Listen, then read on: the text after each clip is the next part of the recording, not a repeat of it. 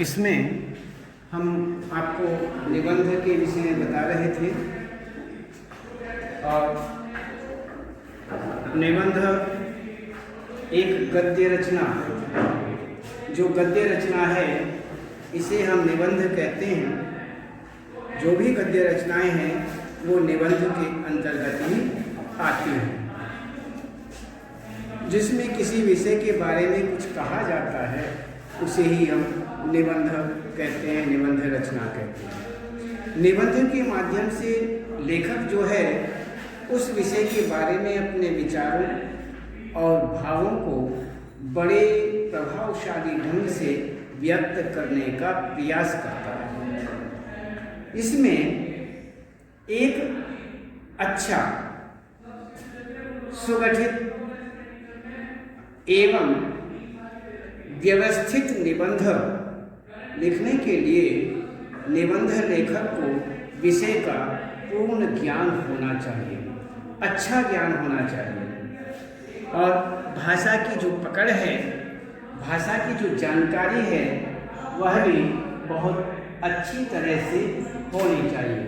भाषा पर पकड़ होनी चाहिए, भाषा का ज्ञान पूर्ण रूप से पूर्ण ज्ञान होना चाहिए, तो तभी अच्छा निबंध, सुगठित निबंध और व्यवस्थित निबंध जो है वो लिखा जा सकता है। तो इस प्रकार हर व्यक्ति की अपनी अपनी अभिव्यक्ति होती है, वो किस प्रकार से निबंध को अभिव्यक्त करता है, अपने निबंध रचना को किस प्रकार से लिखता है। सब मनुष्यों की, सभी आदमियों की अलग अलग व्यवस्था होती है, अभिव्यक्ति होती है, अलग अलग अभिव्यक्त करने का जो ढंग है वो बिल्कुल अलग अलग होता है। इसीलिए हम यह देखते हैं कि एक ही विषय पर यदि हम अलग अलग निबंध रचना करवाने लगे तो सबकी निबंध रचनाएं अर्थात सभी की अभिव्यक्ति अलग अलग होती है, सभी की इकट्ठी अभिव्यक्ति नहीं मिल पाती है।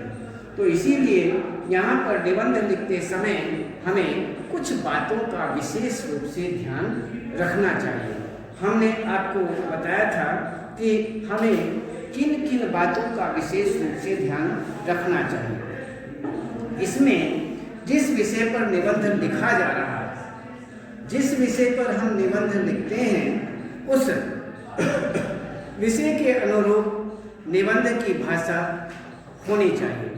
जिस विषय पर भी हम निबंध लिख रहे हैं उसी के अनुसार निबंध की भाषा यदि होती है तो निबंध की रचना जो है वो बहुत अच्छी रचना मानी जाती है। अब आगे कहते हैं विचारों में परस्पर तारतम्यता होनी चाहिए, विचारों में मेल होना चाहिए, तारतम्यता होनी चाहिए, मेल होना चाहिए। यदि आपके जो भी विचार हैं उनमें विचार में भिन्नता नहीं, मेल होता चला जाना चाहिए, मेल होना चाहिए। आगे कहते हैं कि विषय से संबंधित सभी जो पहलू हैं उन पहलुओं पर निबंध में चर्चा की जानी चाहिए। जितने भी पहलू होते हैं उन सभी पहलुओं के ऊपर निबंध के अंतर्गत हमें चर्चा करनी चाहिए, विचार देने चाहिए। इस प्रकार से हम सहज इन पर विशेष रूप से ध्यान देते हैं। आगे कहते हैं निबंध के अंतिम जो अनुच्छेद होता है, अंतिम जो वाक्य है अर्थात पैराग्राफ जो है, अनुच्छेद है, उसमें ऊपर कहीं सभी बातों का सारांश आना चाहिए, जिसको हम एक प्रकार से उसे अंतिम पैराग्राफ बोलते हैं, अंतिम अनुच्छेद कहते हैं, जिसको हम निष्कर्ष के रूप में लेते हैं। तो निष्कर्ष के रूप में जब वह लिया जाता है तो उस समय की बात, तो ये देखा जाता है वह हमारा विशेष रूप से एक निष्कर्ष होता है। तो इस प्रकार वह एक सारांश के रूप में आना चाहिए। वर्तनी शुद्ध होनी चाहिए, वर्तनी में शब्द जो हैं वह गलत नहीं होने चाहिए। जो गलत शब्द आते हैं, गलत शब्द वर्तनियाँ गलत लिखते हैं तो उसमें नंबर कट जाते हैं, अर्थात निबंध को अच्छा निबंध, अभिव्यक्ति वाला अच्छा ज्ञान शुद्ध निबंध नहीं माना जाता है। इसीलिए यहाँ पर वर्तनी शुद्ध होनी चाहिए तथा विराम चिन्हों का विशेष रूप से प्रयोग किया जाना चाहिए। यदि हम विशेष रूप से विराम चिन्हों का प्रयोग नहीं करेंगे तो हमारा निबंध जो है, हमारी निबंध रचना जो है वो इतनी प्रभावशाली नहीं होगी, वह अशुद्ध मान ली, गलत मान ली जाएगी। तो जितने शब्दों में, आगे कहते हैं जितने शब्दों में निबंध लिखने को कहा गया है, ये कहते हैं ना कि इतने शब्दों में 80 शब्दों में होना चाहिए, 100 शब्दों में होना चाहिए, 200-250 शब्दों में होना चाहिए। तो इसीलिए कहा गया है जितने शब्दों में आपको निबंध लिखने के लिए कहा गया है उस शब्द सीमा का विशेष रूप से ध्यान रखना चाहिए। उस शब्द सीमा का हमें विशेष रूप से ध्यान रखना चाहिए। इस प्रकार से ये सारी बातें जो हैं हमें निबंध रचना करते समय विशेष रूप से ध्यान रखनी चाहिए। तो इस प्रकार आगे बताते हैं कि निबंध के कुछ अंग होते हैं कि निबंध लिखते समय हमें उन अंगों के विषय में भी विचार कर लेना चाहिए कि खंड कितने खंड होते हैं, कितने हिस्से होते हैं। उन हिस्सों के विषय में भी हम जब विचार करते हैं तो हम देखते हैं विशेष रूप से 3 अंग माने जाते हैं। एक उनमें होती है भूमिका, दूसरा होता है विस्तार और तीसरा होता है उपसंहार। तो इसमें 3 बातें आती हैं, 3 अंग माने जाते हैं। तीनों अंगों के विषय में हमने बताया, एक भूमिका होती है, एक विस्तार और तीसरा जो है वो उपसंहार, जिसे हम निष्कर्ष भी कहते हैं, या भूमिका जो शब्द है भूमिका को हम प्रस्तावना भी कहते हैं। तो भूमिका या प्रस्तावना और फिर विस्तार और उसके बाद तीसरा उपसंहार, उपसंहार को या फिर हम निष्कर्ष कहते हैं। तो इस प्रकार से हम निबंध रचना को 3 हिस्सों में बांट लेते हैं। 3 अंग इसीलिए इसके माने गए हैं। तो हमने आपको भूमिका के विषय में बताया। तो भूमिका में विषय का परिचय दिया जाता है, जो विषय है उसका इसमें परिचय होता है और यह वह दरवाजा है जहाँ से निबंध शुरू होता है। यहीं से अर्थात भूमिका से, प्रस्तावना से ही निबंध रचना शुरू होती है। अतः ये अंश जितना आकर्षक होगा, ये ध्यान रखना, जितना भी आकर्षक होगा लोगों को निबंध पढ़ने के लिए उतना ही प्रेरित करेगा, उतना ही आकर्षण उनके प्रति आएगा और वह निबंध पढ़ेंगे। तो भूमिका इस प्रकार से लिखी जानी चाहिए कि पाठक इसे पढ़ करके पूरे निबंध को पढ़ने के लिए बाधित हो जाए, अर्थात प्रेरित हो सके। तो इसीलिए कहा गया है कि निबंध की जो प्रस्तावना, जो भूमिका है वो इस प्रकार की होनी चाहिए। अब भूमिका के बाद में हम आपको दूसरा अंग बताते हैं, विस्तार। इससे पहले हम आपको ये बता चुके हैं। तो इसमें यह निबंध का प्रमुख अंग है।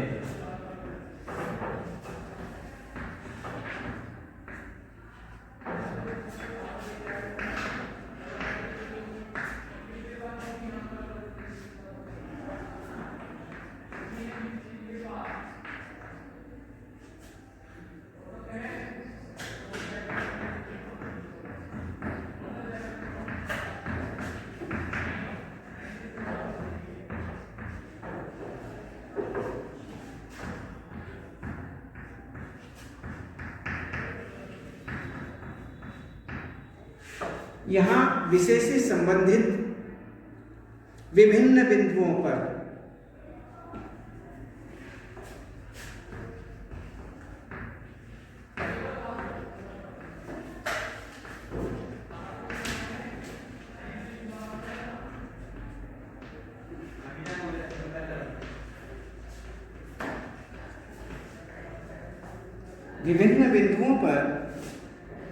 अलग अलग अनुच्छेदों में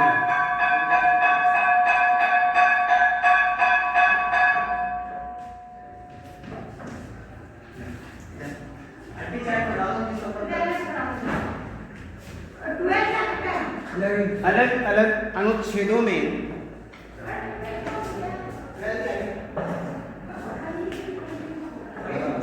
चर्चा की जाती है।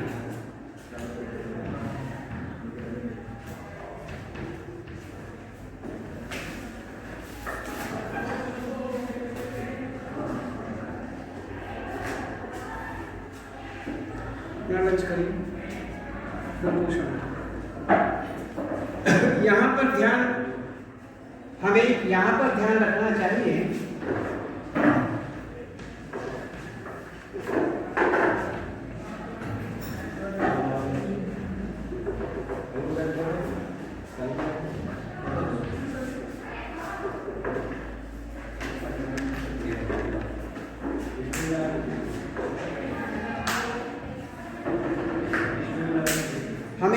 यहाँ पर ध्यान रखना चाहिए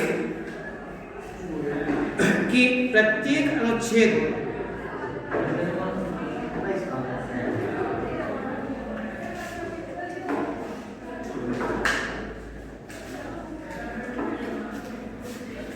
कि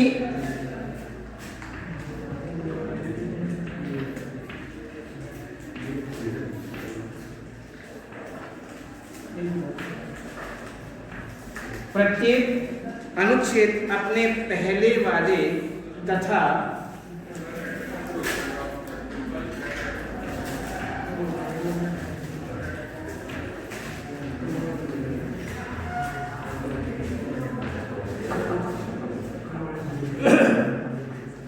बाद वाले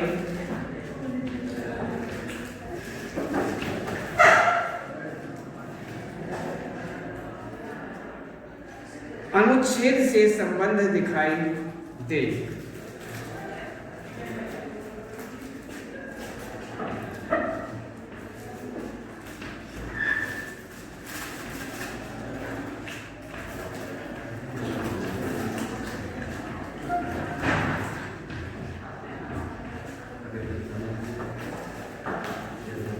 और यह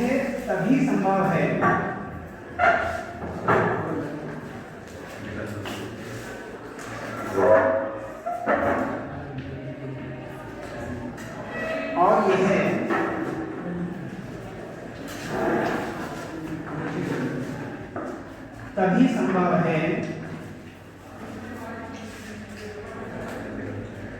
जब विचारों में क्रमबद्धता हो।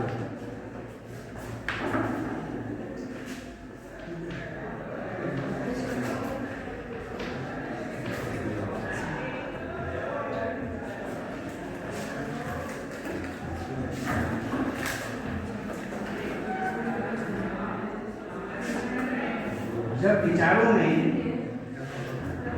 क्रमबद्धता हो।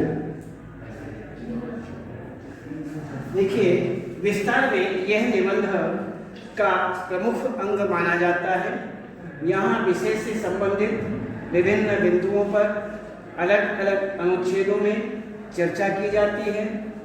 हमें यहाँ पर ध्यान रखना चाहिए कि प्रत्येक अनुच्छेद अपने पहले वाले तथा बाद वाले अनुच्छेद से संबंध दिखाई दे, और यह तभी संभव है जब विचारों में क्रमबद्धता हो। तो इस प्रकार से यहाँ हमारा विस्तार आता है। अब इस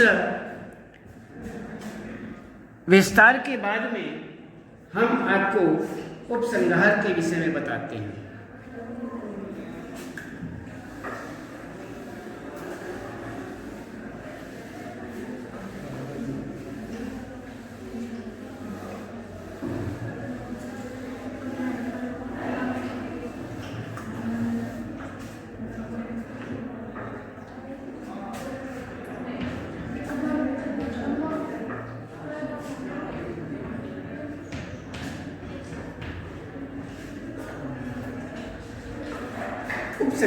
उपसंहार निबंध का अंतिम अंग है।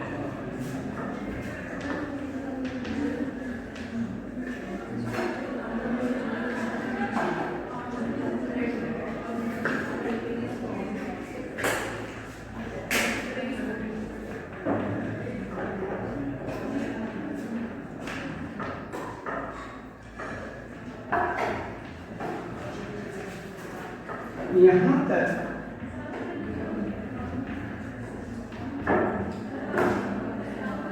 आते आते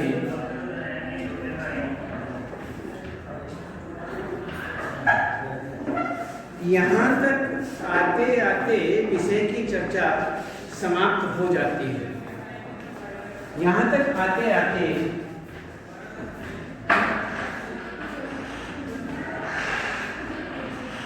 चर्चा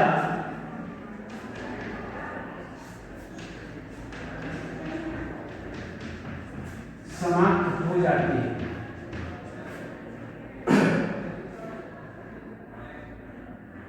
यहाँ तो निबंध में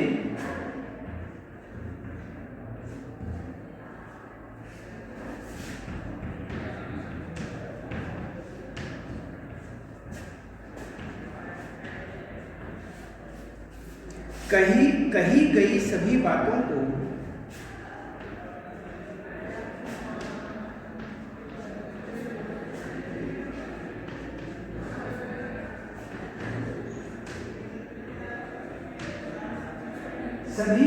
को सारांश रूप में प्रस्तुत किया जाता है।